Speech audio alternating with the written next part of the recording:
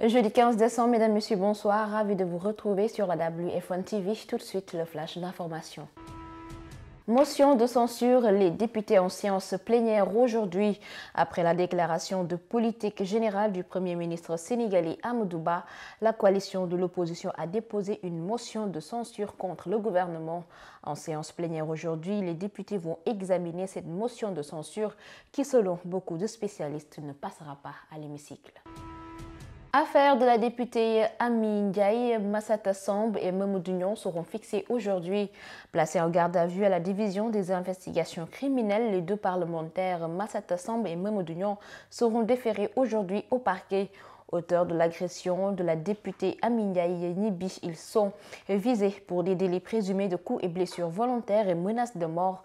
S'accrochant à leur immunité parlementaire, les deux députés dénoncent leur arrestation. Dans l'actualité internationale, en Europe, grève au Royaume-Uni, les infirmières exigent de meilleurs salaires.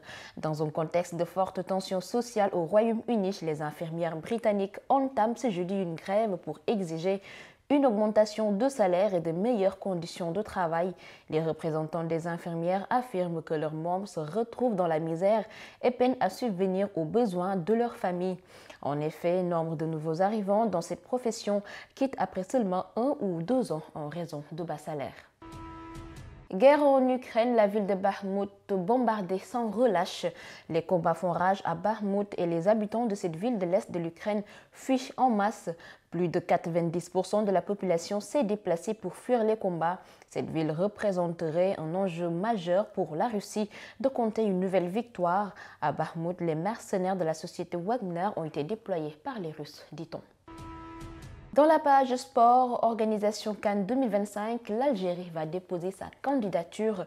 Le dossier de candidature de l'Algérie pour abriter la Coupe d'Afrique des Nations 2025 sera déposé avant vendredi. L'information a été donnée par Abderrazak Sebgag, ministre algérien de la Jeunesse et des Sports. Pour mémoire, l'organisation de la CAN 2025 a été retirée à la Guinée-Conakry en raison du retard dans les travaux des infrastructures exigés par la Confédération africaine de football. Toujours en sport, Qatar 2022, la France bat le Maroc et retrouve l'Argentine en finale.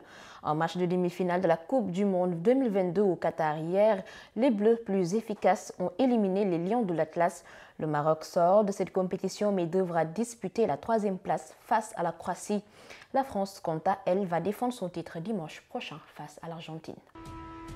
C'est l'actualité sportive qui met fin à ce flash d'information. Merci de l'avoir suivi.